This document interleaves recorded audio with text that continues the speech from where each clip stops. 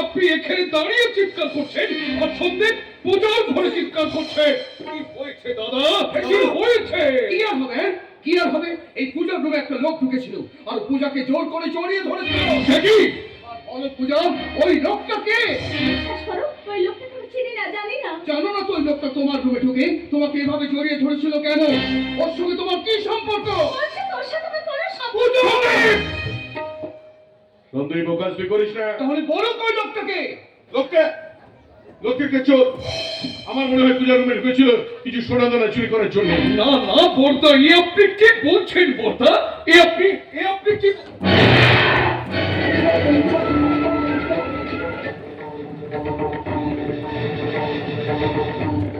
একই এখানে তো বেশ কিছু লাভ কার্ড। ওই দেখি তো। I love you, my sweetheart. I love you, my John. Oh, I love you. Sandeep, ভালো করে দেখো, ওখানে একটা লেটারও আছে। লেটার? হ্যাঁ, লেটার। ও মা সুটি, আমি তোমাকে আজও ভালোবাসি, কিন্তু তুমি আমার সেই ভালোবাসাকে বলে অন্য একটা ছেলেকে বিয়ে করে আমার বিশ্বাসকে, আমার আত্মাকে তুমি আঘাত করলে। এই জন্য আমি তোমাকে শান্তিতে সংসার করতে দেব না। আমি এর প্রতিশোধ দেবো, চরম প্রতিশোধ। সন্দীপ, এবার বলো পূজা, এর আসল রহস্য কি? বিশ্বাস করো, আমি জানি না। জানো না তুই লাভ কর লেটার কেন রেখে গেল? কেন হুমকি দিয়ে গেল প্রতিশোধ দেওয়ার? কই বলছি তো ওই লোকটাকে আমি চিনি না, জানি না। জানো না যদি, তাহলে ওই লোকটা তোমার সঙ্গে এরকম ব্যবহার করলো কেন? এটা আমি কি করে বলবো? তোমাকে বলতেই হবে বৌদি, কে ওই ক্রিমিনাল? হ্যাঁ, তোমাকে বলতেই হবে ওই লোকটার সঙ্গে তোমার কি সম্পর্ক। ওই লোকটার নাম কি? আমি বলতে পারবো না। Never that. এইসব ঘটনার কথা কাল সকালে আলোচনা করে দেবে। এখন ওই ছেলেটাকে আমার প্রয়োজন। আমার মনে হয় আমাদের সিকিউরিটি টোপকে এখন পালাতে পারেনি। যাও, ইনি হাউকে পাকড়াও করো। ঠিক আছে, আমি যাচ্ছি। তবে যাওয়ার সময় আমি একটা কথা বলে যাচ্ছি, ও আমাদের ঘরের মধ্যে ঢুকে আমাদের বংশের মা নিত্যদের পর হাত দিয়েছে। তাই ধরা পড়লে ওকে তো আমি ছাড়বো না, সাথে সাথে ওর অবস্থাও আমি খারাপ করে দেবো, খুব খারাপ। আমিও যাচ্ছি দাদা, আমিও যাচ্ছি। ফোনে আমি সিকিউরিটিদের অ্যালার্ট করব। পুলিশ স্টেশনে গিয়ে সমস্ত রাস্তায় আমি নাকা চেকিং এর ব্যবস্থা করব এবং সবশেষে সিসিটিভি ফুটেজ চেক করে ওই ক্রিমিনালকে তো আমি ধরবই। এই শুনি, তুই দাঁড়িয়ে রইলি কেন? তুইও যা। যাচ্ছি বড়দা। একটু আগে বৌদিকে নিয়ে কতটা আনন্দ করেছিলাম, সেই আনন্দ যে নষ্ট করে দিয়েছে, সে স্ক্যান্ডালটাকে আমি কোনোদিনও ছাড়বো না, কোনোদিনও না। আমি ছাড়বো না। আমি তো দেখা দিয়েছি, আমার বংশের লোককে খেলা করেছে, আমি শেষ করে দেবো। বড়দা আপনি শান্ত হন। ওই লোকটাকে আমি চিনি না, জানি না। ওই লাভ লেটারও আমার জন্য ফেলে যায়নি। আমি আপনার পায়ে ধরে বলছি বড়দা, এই ঘটনার জন্য আমি দায়ী নই। আমি জানি বৌমা, তুমি সূর্যের মতো উজ্জ্বল, আকাশের মতো নির্মল, গঙ্গার মতো পবিত্র। আমি জানি ওই ছেলেটা তোমার কাছে আসেনি, ও এসেছিল আমার বোন সুখীর কাছে। সুখীর কাছে? হ্যাঁ, ছেলেটা সুখীকে 10 বছর ধরে ভালোবেসেছিল আর সুখী ওকে ভালোবেসে বিয়ে করতে চেয়েছিল। কিন্তু তোমার স্বামী সন্দীপের সঙ্গে সেই কলেজ লাইফ থেকে ওই রকম সম্পর্ক থাকায় আমার কথা না শুনে ও জোর করে সুখীর সঙ্গে অসিতের বিয়েটা দিয়ে দেয়। এমনকি সাইবার ক্রাইমে ফাঁসিয়ে ওকে জেল পর্যন্ত খাটিয়েছিল। অত বড় লোকে ছিল হয় সত্যিও ওকে গুন্ডা লাগিয়ে আত্মরা করে হসপিটালে পাঠিয়ে দিয়েছিল। তবু ওদের ভালোবাসার টান এতটুকু ছেড়ে যায়। এই যে দুটি মনের মিলনের বন্ধন, আর বিয়েটা হচ্ছে দেহের বন্ধন। চাইলে দেহের বন্ধন ছেড়ে ফেলা যায়, কিন্তু মনের বন্ধন এত সহজে ছেড়ে টুকরো করা যায় না। সেই জন্য বিয়ের দিনও ঝামেলা পাকাতে চেয়েছিল। ওই লাভ কার লাভ রিটার পাত্রপত্র কাছে পাঠিয়েছিল, তাই তো সুখীর সঙ্গে অসিতের বিয়েটা দিয়ে দিয়ে একটা অজানা ঠিকানায় পাঠিয়ে দিয়েছিলাম, যে ঠিকানা আজও পর্যন্ত ওই ছেলেটা জানে না। তাহলে আজ এখানে এসে এইভাবেও কেন ঝামেলা করলো বর্দা? কারণ ওই রুমটাই যে সুখী থাকতো, তাই তো বিয়ের আনন্দে সবার অলক্ষ্যে ওই রুমে ঢুকে তোমাকে সুখী মনে করে ওই কাণ্ডটা ঘটিয়েছিল। আর সে জানতো সন্দীপের বিয়েতে সুখী আলবত আসবে, তাই তো তোমার রুম থেকে বেরিয়ে আসার সময় ওর সময় ধাক্কা লাগে, খসে পড়ে মুখোশ, তখন আমি চিনতে পারি ও সেই ছেলে, সেই ক্রিমিনাল, সেই লোক। কিন্তু ওর জন্য যারা আমার সংসার ভাঙতে বসেছে বর্দা, এমনকি এমন আপনার ভাই আমাকে হাত পর্যন্ত তুলেছে। এখন আপনি বলুন বর্দা, আমি এখন কি করবো, কি করবো, কি করবো? তার আগে তুমি বলো তো বৌমা, এ বাড়িতে সুখীর শ্বশুর শাশুড়ি আছে, ওর স্বামী আছে, ওরা যদি এসব কথা জেনে যায় তাহলে সুখী কি করবে তুমি বলো? সুখীর সুখে আমার জীবনটা নষ্ট হয়ে যাবে। ও শ্বশুর শাশুড়ি তো বাড়ি থেকে তাড়িয়ে দেবে, ওর স্বামী ওকে ডিভোর্স দেবে, আমার বংশের মুখে পড়বে গালি, আমি সবার সামনে মাথা উঁচু করে দাঁড়াতে পারবো না। কিন্তু একজন আমি কি করবো, কি করার আছে আমার? বৌমা, মেয়েদের আরেক নাম হলো দুহিতা। বাবার কুল আর শ্বশুরের কুল রক্ষা করে বলে সবাই তাকে দুহিতা বলে। তাই আমি তোমার সামনে হাত জোড় করে অনুরোধ করে বলছি বৌমা, তুমি চাইলেই সব সমস্যার সমাধান হবে। না, না, না, এমন করে আপনি বলবেন না। তাহলে বলুন এখন আমাকে কি করতে হবে? বৌমা, সবার সামনে তুমি বলবে ওই ছেলেটা তোমার কাছেই এসেছিল। ওই কথা বলে যে আমার জীবনটা দুঃখের সাগরে ডুবে যাবে। তোমাকে ওই কথাটা বলতে হবে বৌমা। কিন্তু ওই কথা আমার মুখে লাগবে কলঙ্কের কানে। দোষ না করে আমাকে সবার কাছে দোষী হয়ে যেতে হবে। সবাই আমাকে ঘৃণা করবে, উপহাস করবে। না, না, না, না, ছেলেকে আমি আমার রিসপন্ড করতে পারবো না বর্দা।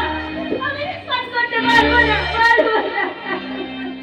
বেশ, তাহলে আমাকে আত্মহত্যা করতে হবে। বর্দা, দাঁড়ান বর্দা। একদিন আমার কাছে খুশি হয়ে এই অন্ধ দাদার দুঃখিনী বোনটাকে আপনার বাড়িতে নিয়ে এসে আপনার ভাইয়ের সাথে বিয়ে দিয়ে আমার মুখে হাসি ফুটিয়েছিলেন। আর যখন আপনার বোনের মুখে হাসি ফোটানোর জন্য আমার মুখে হাসি কেড়ে নিতে চাইছেন, তখন আমি সবার সামনে বলবো বর্দা, এই যে বর্দা, সারা বাড়ি তন্ন তন্ন করে খুঁজে ওই ছেলেটার কোনো সন্ধান পাওয়া গেল না। তোমার কাছে কি ওর কোনো খবর আছে? না, কোনো খবর নেই। তবে কে ওই লোকটা? জানো সে এখানে এসেছিল? সেটাই লাভ কাটা লাভ, এটা দেখলেই বুঝতে পারি। দেখ তো সুখী, ছেলেটাকে চিনতে পারিস কিনা।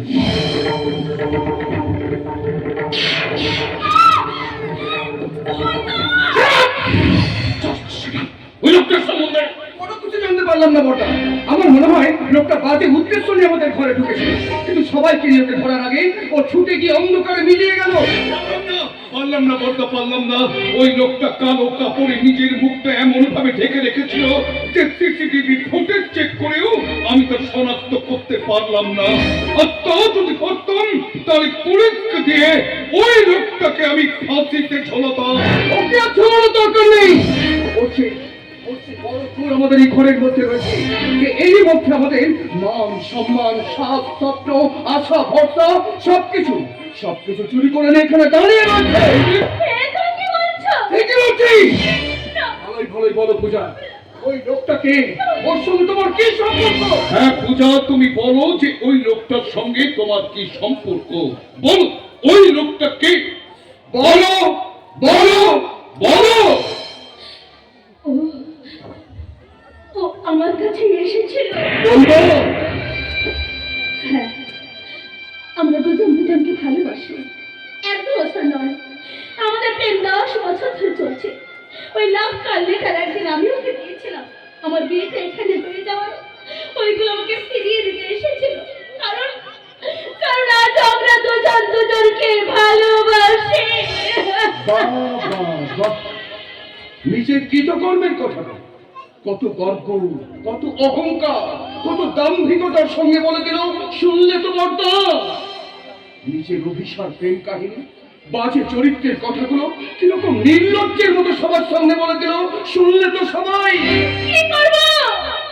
কি করবো? ছোটবেলা থেকে তো মিথ্যে কথা বলতে শিখিনি, তাই সত্যি কথাটা ধরা সে বেরিয়ে গেল। না বৌদি, তুমি মিথ্যে বলছো, তুমি জেনে শুনে ভুল বলছো। ওই লোকটা তোমার কাছে আসেনি, ওই লোকটা এই বাড়ির অন্য কারো কাছে এসেছিল। তুমি যা বলছো তা মিথ্যে, ভুল। ভুল কি ঠিক সেটা তুই জানি কি করে? জানলাম বৌদিকে সামান্য সময়ের মধ্যে চিনে, তাহলে আমার মাথায় হাত দিয়ে বলো তো বৌদি, তুমি যা বলছো তা মিথ্যে, বলো বৌদি বলো। সত্যি কি মিথ্যে পরে জানা যাবে? আগে বল, ওই লোকটার সম্বন্ধে তুই কি জানিস? আমি সব জানি, সব। সব জানিস তাই না? সব জানিস? সব! সব! সব! আপনি কি করছেন? কি করছেন? অত্যাচার করেছেন তা ঠিক করেছেন, কিন্তু তোমাকে তো আমি দেবীর আসনে বসিয়েছিলাম, কিন্তু আজ তুমি সেই দেবীর আসনে বসে এ কি করলে? এ কি করলে? না! ও দেবী নয়, ও একটা মায়াবিনী। আর এই মায়াবিনীর অন্তরে লুকিয়ে আছে বিশ্বভরি ডাইনি। যে ডাইনিটা প্রথমেই আমাদের মানবিকতার মূল্যবোধকে চিবিয়ে চিবিয়ে খাওয়া শুরু করেছে। সন্দীপ! সন্দীপ, বাড়িতে এখন আত্মীয় স্বজনরা রয়েছে, ওরা শুনলে কি বলবে? কি বলবে? কি আর বলবে? বলবে সন্দীপ ব্যানার্জির স্ত্রী একটা চরিত্রহীনা। বলবে সুশোভন ব্যানার্জির ভাতৃবধূ একটা কুড়াটা। বলবে ব্যানার্জি বাড়ির কুলবধূ একটা কণিকা, কণিকা, কণিকা।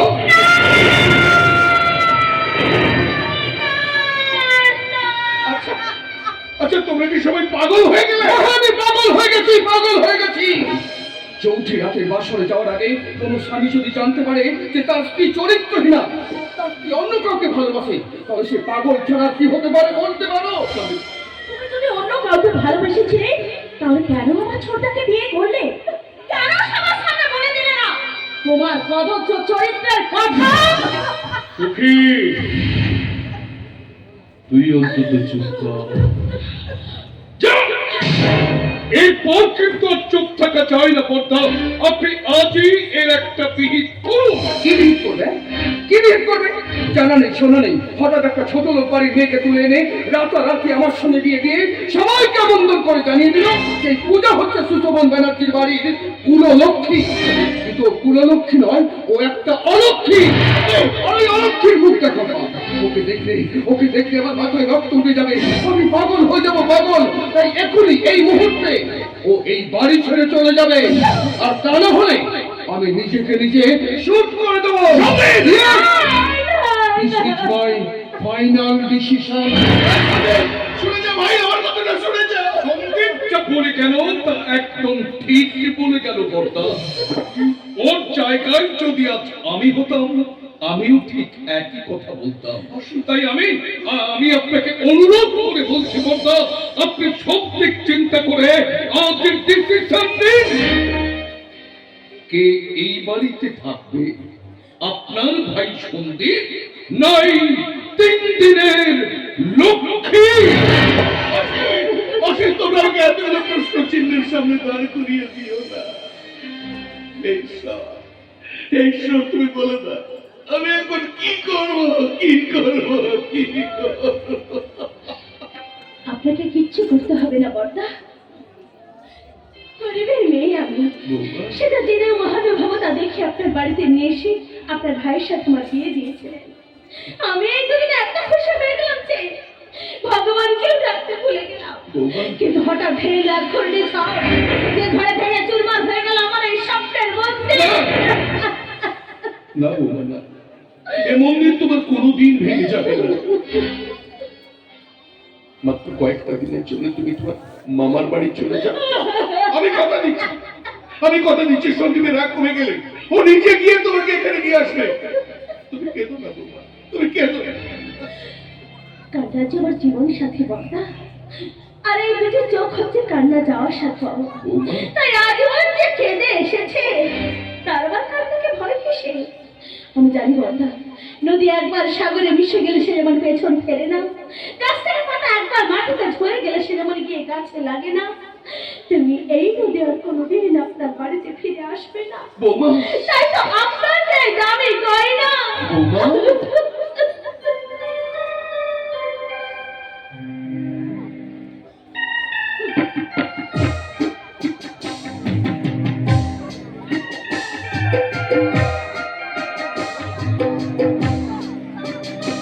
বৌমা,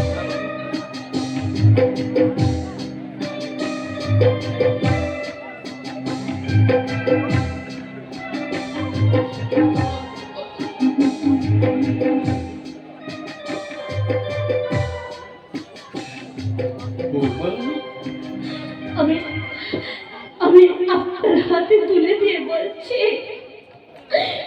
এবার আপনি খুশি তো? এবার আপনার বোনের সংসার ঠিক থাকবে তো? আপনার বংশের মান সম্মান ইজ্জত সব গরিল তো?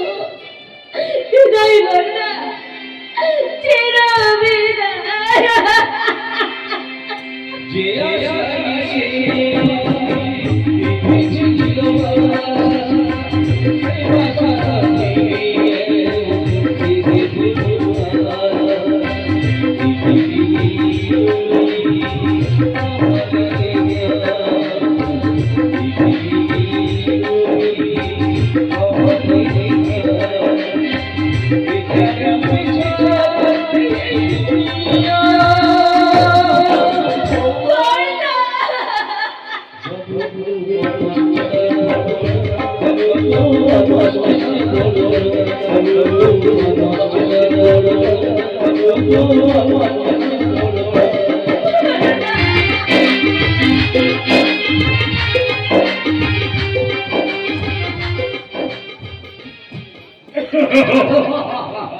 আমার পূজার ফুল ভালোবাসা হয়ে গেছে, তুমি যেন ভুল বুঝো না। মালা দিতে রেখেছি পরাবো তোমায়, তুমি যেন ছিঁড়ে ফেলো না।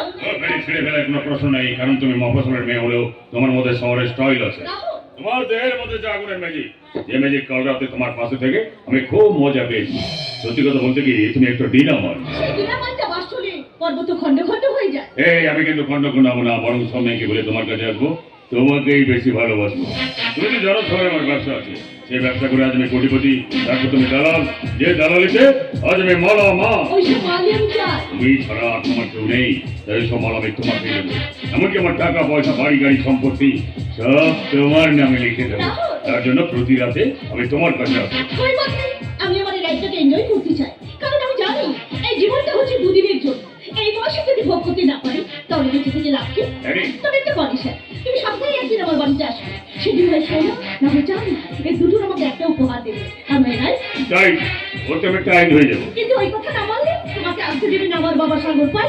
ঠিক নয়, এবার ওর জন্য মদের পাইন নিয়ে আসবো। তুমি আমাকে সপ্তাহে 2 দিন আসতে দাও, কারণ তোমাকে ছাড়া আমি একটা রাতও থাকতে পারবো না। ও মাঝিবা, এই কথা বলে তুমি একমাত্র পুরুষের মতো চালাকি করো না তো। তাছাড়া আমার জন্য তুমি যদি এতই পাগল হয়ে থাকো, তবে শুধু পূজাকে তুলতে পারলি না কেন? তুমি জানো না ও আমার চলার পথে শত্রু। শত্রু?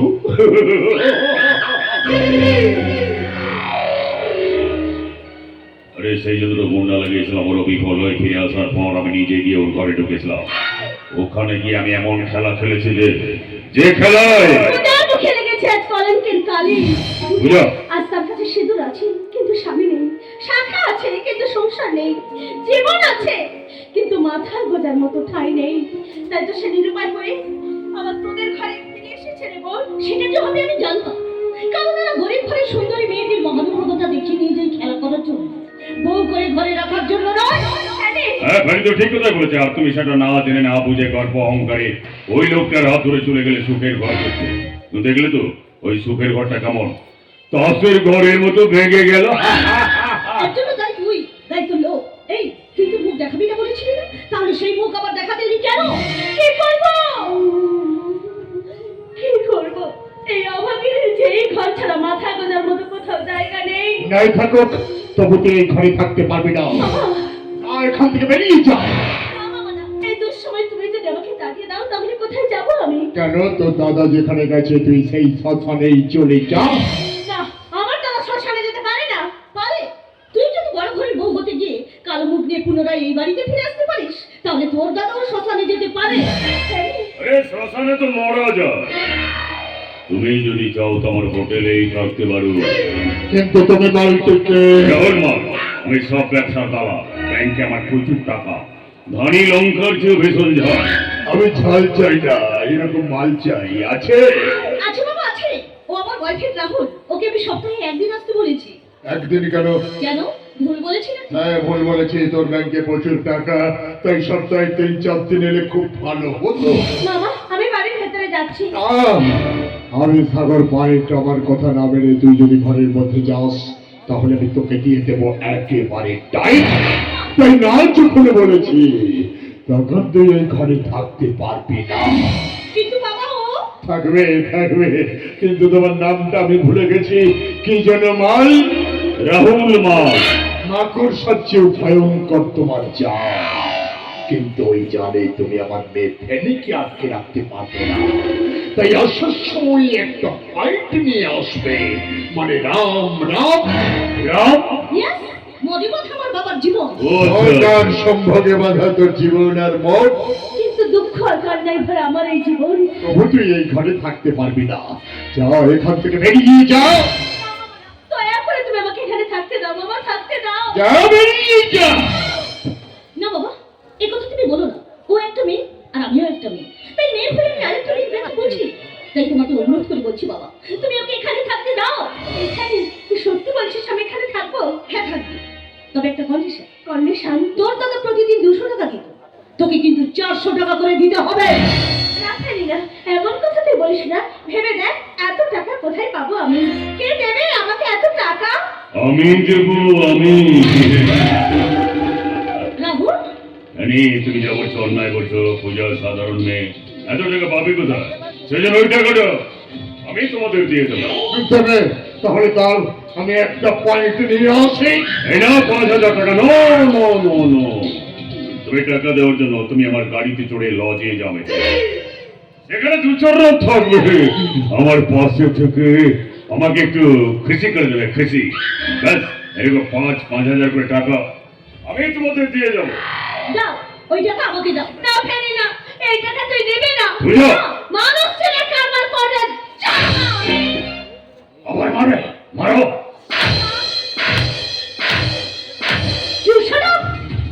তোর এত বড় সাহস, তুই আমার সঙ্গে আমার বয়ফ্রেন্ডের গায়ে হাত তুললি। আর তোকে আমি বেরিয়ে যা, বেরিয়ে যা, বেরিয়ে যা। না না ফেলি না, তুই আমাকে এভাবে মারতে পারিস না। তোর বয়ফ্রেন্ডের জানা উচিত আমি তোর বড় দিদি, আর দিদি মানে মায়ের সমান। আরে না না না, বড় দিদি? আরে বড় দিদি হওয়ার জন্য তো 3-4টা থাপ্পড় মেরেছি, এখন মা হলে তো একেবারে প্রাণে মেরে ফেলতে। আমার প্রাণটা তো নরম নয়, পাথরের মতো শক্ত, আর সেই শক্ত পাথরের খাওয়া ওকে একদিন খেতেই হবে, আর সেদিন বুঝবে মেয়ে হয়ে পুরুষের গায়ে হাত তোলাটা কত ভীষণ, কত ভয়ঙ্কর। বাই ভাই বাই বাই বাই। আমি রাহুল মাল, ধানি লঙ্কার চেয়েও ভীষণ ছাড়। না না তুমি যেও না, আমার বাড়িতে এসে আমার সঙ্গে এভাবে অপমানিত হয়ে আমার উপর রেখে তুমি চলে যেও না। রাহুল যা, চলে গেল। আজ চলে গেল, ও আবার আসবে, কারণ হলো বেলাল মাংসের স্বাদ পেয়েছে যে। হ্যাঁ ও আসবে, কিন্তু তুই আর এই ঘরে কোনোদিন থাকতে পারবি না। হ্যাঁ যা, বেরিয়ে যা বলছি, এই ঘর থেকে তুই বেরিয়ে যা।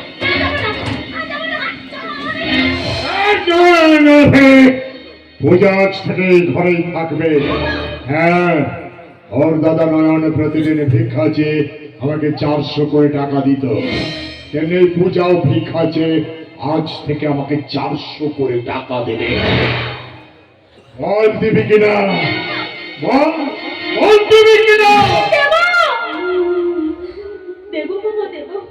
আমার দাদা প্রতিদিন গোবিন্দের নাম নিয়ে ভিক্ষে করে তোমার হাতে টাকা তুলে দিত। আজ থেকে আমিও দিনের শেষে ভিক্ষা চেয়ে তোমার হাতে তুলে দেব 400 টাকা বাবা, তুলে দেব 400 টাকা।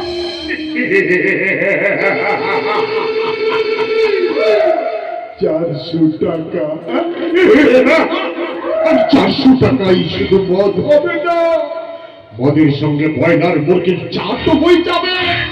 কিন্তু কি 400 টাকা কে দেবে? কেন? ওর দাদা নয়ন তো প্রতিদিন ভিক্ষা চেয়ে আমাকে 200 করে টাকা দিত। কিন্তু নয়ন দেখো অন্ধ ছিল। পূজাও অন্ধ হয়ে যাবে। বাবা, এখন জনগণ দয়া করে 10 টাকা 5 টাকা করে ওকে ভিক্ষা দেবে, ভিক্ষা। কিন্তু পূজা তো অন্ধ নয়। আজ রাতে আজ রাতে পোকা মারাবে, ওর চোখে 2 ফোঁটা করে ফেলে দিবি। পূজা একেবারে অন্ধ হয়ে যাবে, অন্ধ। হ্যাঁ বাবা, তুমি ঠিক বলেছো। অন্ধ না হলে আমি এই ঘরে শান্তিতে থাকতে পারবো না। ও আমার বয়ফ্রেন্ড রাহুলের গায়ে হাত তুলেছে, তাই ওকে আজ আমি অন্ধ করে দেব, চিরদিনের মতো অন্ধ। তাই যা ফেলি, তাই যা, ওকে দিয়ে জলের মতো অন্ধ করে দে। কারণ ও জানে না ব্যাং খাবার ধরতে গিয়ে সাপের মুখে পড়ে, ইঁদুর ছুটতে গিয়ে বেড়ালের থাবায় ধরা পড়ে।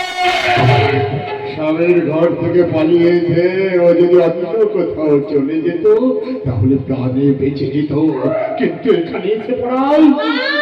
আমাকে ছেড়ে দে, আমার চোখ দুটো জ্বলে গেল, পুড়ে গেল, আমি মরে গেলাম, ছেড়ে দে আমাকে।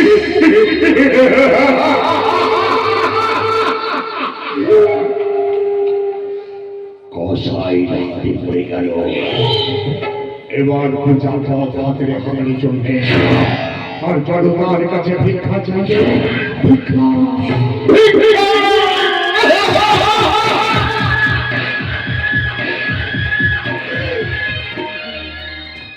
না না না, পূজা করবো না, ধূপদীপ যাবো না, স্বামীকে দেবো তার আসলে বসে, তারপর দিতে পারবো না ভালোবাসার পুষ্পাঞ্জলি। কেননা এতদিন পর ছোটদার বিয়েতে গিয়ে পাওয়া ওই লাভ কার্ড, লেটার দেখে মনে হচ্ছে ওই ছেলেটা সেই আগের মতো আজও আমাকে ভালোবাসে। বিচ্ছেদের নদী আমাদের 2 তীরে বিভক্ত করে দিলেও মোহমান জলে আজও সেই মিলনের কুলুধ্বনি। না না, আমি ওকে কোনো মতেই ভুলতে পারছি না। স্মৃতির স্মরণিকায় সে যেন সেই আগের মতো এসে বলছে, সখী, কে? সখী, তুমি আমার চিনতে পারছো না? আমি তোমার অন্তরের ভালোবাসা। তুমি যদি অন্তরের ভালোবাসা হও, তাহলে অন্তর মন্দিরে পূজার বেদি ছেড়ে বাইরে বেরিয়ে কেন? আমি তো প্রতিদিন ওখানে ফুল জল দিয়ে পুজো করতাম। সেই পূজার ফুল আজ বাসি হয়ে গেছে। জীবনের উপাচারে প্রেমের নৈবেদ্য দিতাম। সেই নৈবেদ্য আজ অন্যকে গ্রহণ করছে। মনের বালুঞ্চ থেকে সাপের ফুল চয়ন করে তোমার গলায় পরাতাম। সেই ফুলের মালা চন্দ্রের গলায় ঝুলছে। এই জন্যই বুঝি তুমি এই রূপে আমার সামনে এসে দাঁড়িয়েছো? হ্যাঁ, এই নবরূপ তুমি তো আমাকে দান করেছো।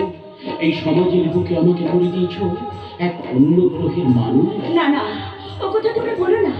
জীবনের প্রথম চাওয়াটাকে না পাওয়ার কালো মোড়কে মুড়ে আমার হৃদয় বিনা তারটাকে তুমি ছিঁড়ে দিও না। বিশ্বাস করো, আমি চাইনি। সুখী, হ্যাঁ, আমি সুখী। তোমাকে নিয়ে আমি সুখের ঘর বাঁধতে চেয়েছিলাম। আকাশের বুকে চাঁদ যেমন স্নিগ্ধ যোচনার আলো দেয়, আমি তেমনি তোমার বুকে মাথা রেখে সবাইকে জানাতে চেয়েছিলাম আমার যে সুখী কে, আমার যে সুখী কে। সুখী, কিন্তু বাস্তবে হুড়ো মাটিতে ঠক্কর খেয়ে আমাদের প্রেম বিচ্ছেদের ছুরিতে তুমি আমি হয়ে গেলাম 2 তীরে 2টি পাখি। সেই দুটি পাখির মধ্যে একজন সুখের বাসা পেল, আর একজন পাখির বুকে তীক্ষ্ণ তীর। আর সেই তীরের আঘাতে তার বুক থেকে চুইয়ে চুইয়ে রক্ত পড়ছে। তারই যন্ত্রণায় বুঝি তুমি সেদিন সুশোভন ব্যানার্জির বাড়িতে ঢুকেছিলে? হ্যাঁ, বাঁচার জন্য এছাড়া যে আমার অন্য কোনো পথ খোলা নেই। তাই এসো সুখী, তুমি আমার হাত ধরে আমার কাছে চলে এসো। এসো সুখী, এসো। হ্যাঁ, আমি যাব। মান সম্মান অর্থ আভিজাত্যের কথা ভুলে আমি তোমার সঙ্গে যাব। এসো। কারণ প্রেম যে সত্য, শাশ্বত, চিরন্তন। তাই সুখী, छोड़ेंगे ना हम तेरा साथ ओ साथी मेरे दम तक। छोड़ेंगे न हम तेरा साथ, ओ साथी मरते दम तक। छोड़ेंगे ना हम तेरा साथ ओ साथी मेरे दम तक। मरते दम तक, अखिल जन्म तक।